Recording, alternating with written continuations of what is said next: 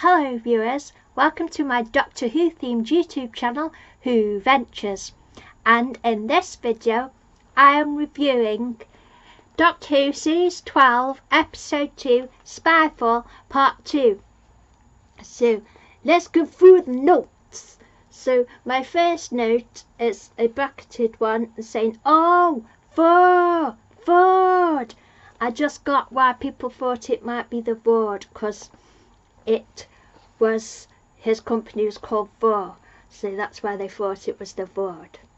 Then we had the previously on titles, and I loved it. I don't know if it's my tally or is that tally new since series 11? I don't know, but you can totally feel the bass from the theme tune through my sofa, which is in front of the tally. And you can feel it inside your body, so I think their theme tune's really cool at the moment. I don't know if it's anybody else's tallies or just mine, but it sounds awesome. So we have the Doctor, she's gone into the unknown. So, do you like my filming background? There's still my Doctor Who book collection section. I can't fit all my Doctor Who book collection section on here, but this majority of it. So the Doctor's talking to herself, and I noticed that she had more childlike voice that she was responding to. She did a more childlike voice to herself, and then she responded to that. So I thought that sounded interesting. It sounded like her younger self as a girl. So I thought that was interesting. Then Ryan finds these nameplates on the plane with his name on, and they're in trouble on this plane because it's got new cockpit, so because the master's gone and messed with it all. So then these lights in the unknown, they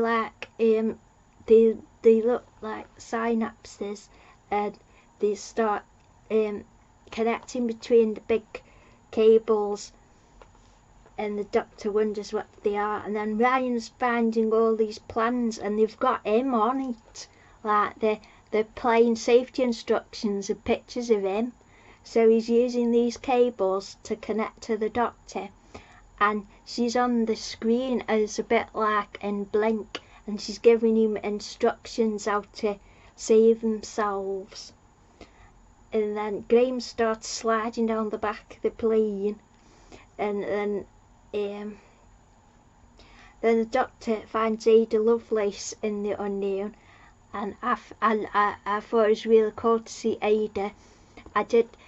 I sort of suggested Ada being in the show a while ago, so I thought that was fun to see it. I think she should have had the episode all to herself. I would think that would have been good. So Ada thinks she's in her own mind, and at that moment her body is under paralysis. So the Kasavian, who are the glowy creatures, Ada thinks they're her guardian, and the Doctor says, and then says, "Beyond the universe," and she grabs Ada's hand.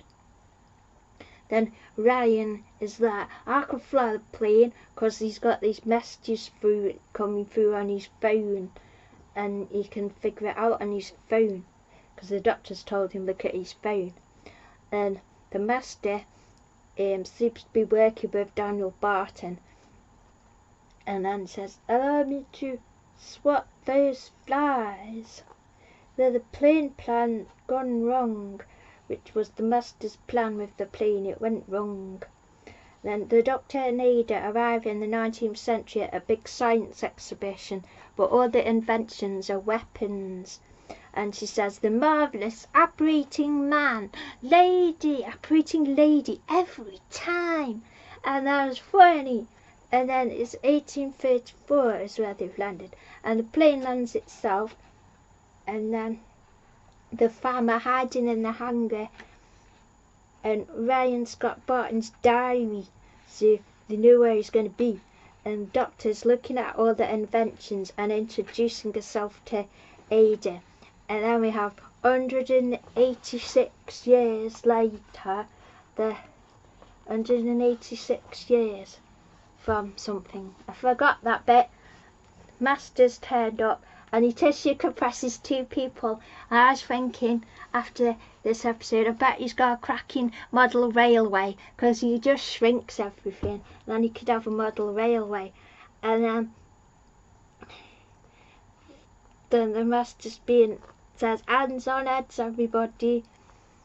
And that is reminded, that's kind of like when in the Chloe Webber episode, Fear Her, the doctor said, fingers on lips everybody. So the Master tells her to kneel and orders her to call him the Master, and people thought that was a bit dodgy in the show, but he is the Master and he is a dickhead, so of course he's going to do that. And then the doctor realises that the Master doesn't know the Kassavian, so he's not actually working with the Kassavian. And the Master has news from home. Then Ada buys the special sci-fi gun invention thing at the Master. And then Daniel Barton's is tracked the fam, and they're in the middle of the street, and they wanted people, so Yaz phones her mum, which isn't a good idea, and Ada and Charles Babbage are standing by the difference engine, and the doctor's like, wow, it's difference engine. And then he's got this model silver lady, which was a gift from the Master, and it moves and it projects the Kassavian. And Ada's face paralysis was at age 13, and she's reckons she's been taken multiple times to their dimensions. And then there's multiple time periods, and the Kassavian are spies through history, and it's all around this glowing silver lady statue. And then the doctors go to sack back, but Ada grabs her hand and she ends up going with the doctor. And then Yaz is thinking, what if the doctor doesn't come back? And she's really sad. And then they talk about, the doctor's talked about what the doctor said she's been through a regeneration, because they still don't know how she works and that she's regenerated and stuff. And then Yaz says, what would the doctor say? What do we have at our disposal? And so Graham's got these laser shoes and Ryan's got laser cufflinks.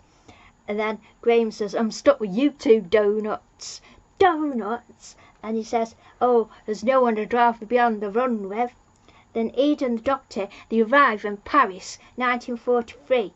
A Nazi patrol is coming, led by the Master. And the Gloria creatures appearing. Back with the fam, the glory creatures appear round the fam, and Graham fires his laser shoes at them, and he's like, woo! And he's really cool. And then there's a woman in the chair in a hangar with Daniel Barton, and it turns out it's his mum, and he's sat him there, and he wants her to praise him, and he's really bad.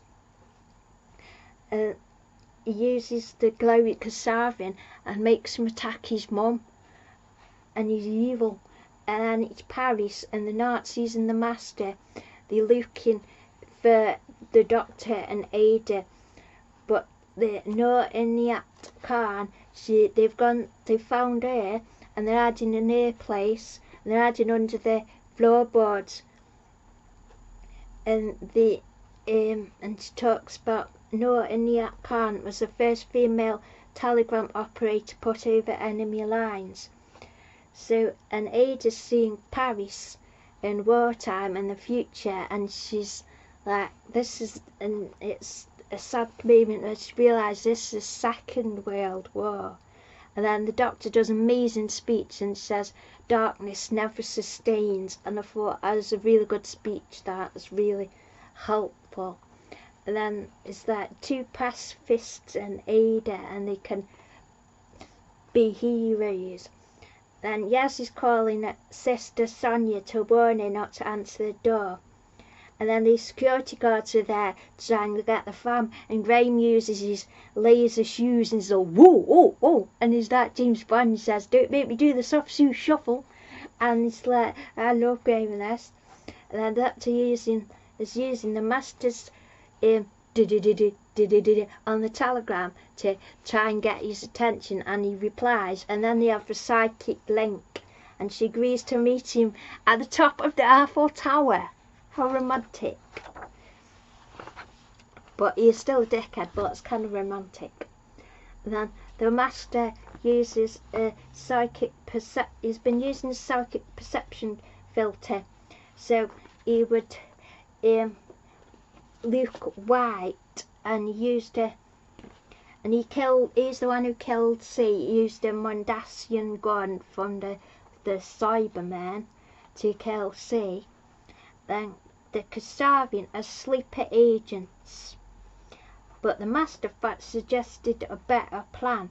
And then the fam finds his mum and finds out how evil Daniel Barton is, and Daniel Barton's still tracking him, and it turns out he's only so much human because the Kasabian have used him as a test subject for their hard drive using humans as hard drive storing data. Ada and Noah, they have a mobile phone, and they've gone to look for anomalies. And the Doctor and Yaz, when they got trapped in the unknown, because they're fizzing with archon energy, it meant they didn't die. And the Master's all, how else would I get your attention? And he's saying he went home to Gallifrey and found it destroyed and everything burned. And then there's this controversial bit. The Doctor apparently stopped his perception filter from working, so the Nazis know, and she's made it so they know he's a double agent working for the Allies. There's debate about whether she took the perception filter off and showed him as as an Asian man. And there's debate about the ethics of that, but he stole her best mate's face, knowing that how hard his life would have been, and she's just showing the Master what an absolute shit he is by saying, how dare you steal my friend's face? Do you know how hard it is for him? How hard it's been for his relatives over the years, and how difficult it is, and it shows the Master the truth and how it feels. And then the Doctor's running away to find Ada and Noah, and they find the Master's TARDIS, which still looks like a big shed. And then there's a little I think there's a file, and it's got all the significant people who have invented and contributed to technology, and Alan Turing pops up, so I thought that was lovely. So the Kasabian are testing human DNA so they can use humans as hard drives. And then Daniel Barton's giving his speech, and he says, humanity is over, you have 3 minutes to prepare, and he's trying to reformat everybody so they can store the data for the Kasabian. And then I thought, hang on, what about the secret Zygons? Are there still secret Zygons on Earth? How does that work? And then the Master is storms in, is move away now, and he's saying, do you know how hard it is to live through 77 years of 20th century? And of course the humans, of course they know how hard it is. And then conversion and transmission. Daniel Barton says, put the extraction team in, and the Doctor and Ada and Noah arrive, and the Doctor puts a failsafe into the machine and exiles the Kasavin back to their own dimension, and the Master is sacked into into the unknown area with the cables and stuff. Then Ada and Noah, they meet the fam, and then the Doc realises, oh, plane, and she realises she's got to give all the instructions to Ryan, so she runs off to make the videos and to make their safety charts and put all the nameplates on for Ryan, and she says, oh, I love a laminator. And then she drops off Ada and she mind wipes her, and she does that, and she also mind wipes Noah.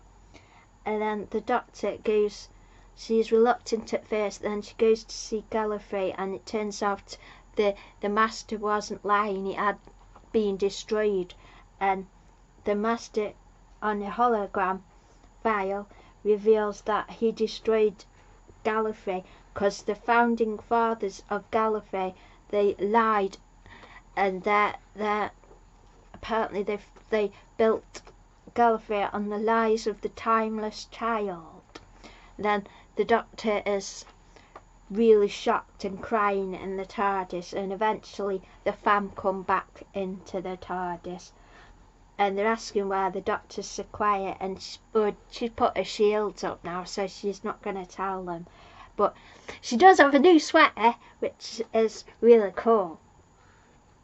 And then she starts to say the speech about where she comes from, and the born on Gallifrey in the constellation of Castorpus. And then Yaz says, can we visit your home? And then Doc says, another time. So I thought it was a really cool episode. I really enjoyed Spyfall 2-parter. It's excellent, and I love Sash Dewan as the Master.